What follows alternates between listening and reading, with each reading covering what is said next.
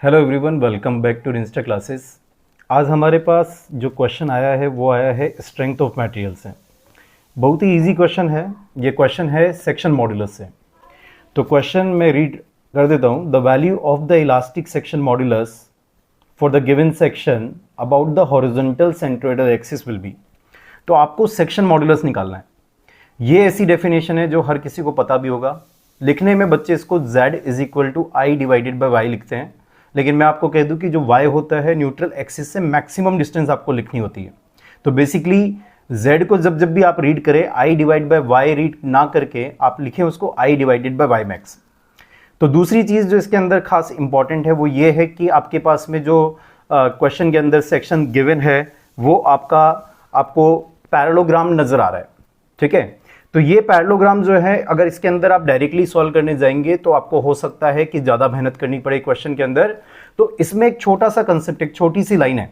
वो लाइन क्या है कि मोमेंट ऑफ इनर्शिया की डेफिनेशन यदि आप जानते हैं तो मोमेंट ऑफ इनर्शिया होता है the area multiplied by distance का स्क्वायर फ्रॉम द एक्सिस। ठीक है, जो भी एक्सिस जिस एक्सिस के अबाउट आपको मोमेंट ऑफ इनर्शिया निकालना है उस एक्सिस से आपको डिस्टेंस का स्क्वायर लेना पड़ेगा।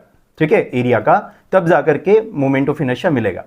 तो बेसिकली अगर किसी एरिया को उस एक्सिस के अबाउट यदि आप पैरेलली यदि आप शिफ्ट कर देते हो तो कोई वहां पर डिफरेंस मोमेंट ऑफ इनर्शिया के अंदर नहीं आता है।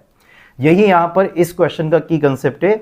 यदि आप इस एरिया को शिफ्ट कर देते हैं थोड़ा सा, ठीक है, यदि आप इस वाले ट्राइंगल को यदि आप इस डायरेक्शन में यदि आप इसको ले जाएं, शिफ्ट कर दें, जो कि आप पैरेलली ले जा रहे हैं, है ना, parallel to the neutral axis यदि आप लेकर के जाएंगे, parallel to the centroidal axis यदि आप लेकर के जाएंगे, तो इसके मोमेंट ऑफ इनर्शिया में कोई चेंज नहीं आने वाला है, क्योंकि आपने अभी भी एक्सिस से जो डिस्टेंस है एरिया की वो सेम रखी है। हर एक छोटे से छोटा एरिया जो इसके अंदर ट्राइंगल के अंदर होगा वो अभी भी आपका एक्सिस से सेम डिस्टेंस पर है। डिस्टेंस जब तक चेंज नहीं होगी मोमेंट ऑफ इनर्शिया चेंज नहीं होगा। ठीक है, तो अगर आप इतना सा शिफ्ट यदि इसको कर देते हो तो यहां पर ये जो दो ट्राइंगल थे वो एक परफेक्ट रेक्टेंगल बन जाएगा, और रेक्टेंगल बनने के बाद में इस सेंट्रोइडल एक्सिस के अबाउट आपको इसका क्या निकालना होगा, मोमेंट ऑफ इनर्शिया निकालना होगा। तो सबसे पहले तो यहां पर हमने इसकी डेप्थ निकाल दी। ठीक है, क्योंकि जो आपको यहां पर दिया गया था कि जो डायगोनल की लेंथ है वो तो 100 mm है। ठीक है, बेस विड्थ आपको 60 mm बताया हुआ था, तो 100 का स्क्वायर माइनस 60 का स्क्वायर किया 80 mm यहां पर आपको जो है डेप्थ मिल गई रेक्टेंगल की। ठीक है, रेक्टेंगल की डेप्थ मिलने के बाद में z is equal to I divide by y आपको लगाना है। y मैक्स लिखने की आप आदत डाल लो, क्योंकि सेक्शन मॉड्यूलस सिर्फ एक ही जगह पर डिफाइंड है पूरे सेक्शन के अंदर, वो है सेंट्रोइडल एक्सिस या न्यूट्रल एक्सिस आप उसको कह दें। ठीक है, होमोजीनियस सेक्शन के लिए न्यूट्रल एक्सिस आपकी सेंट्रोइडल एक्सिस होती है, दोनों सेम होती है अगर सेक्शन होमोजीनियस है तो। ठीक है, अब इसके बाद में अगर आप आई निकालते हो तो आई निकालना अब आपके लिए बहुत ईजी हो जाएगा। BD क्यूब डिवाइड बाई 12 यदि आप लगा देते हैं तो आई आपको मिल गया, और वाई मैक्स जो कि मैक्सिमम डिस्टेंस है, ठीक है, यहां से तो ये वाली जो डिस्टेंस 80 जो आपको टोटल डेप्थ आया था उसका आधा हो जाएगा, उससे डिवाइड किया तो आंसर आपको मिल गया 64,000 mm3।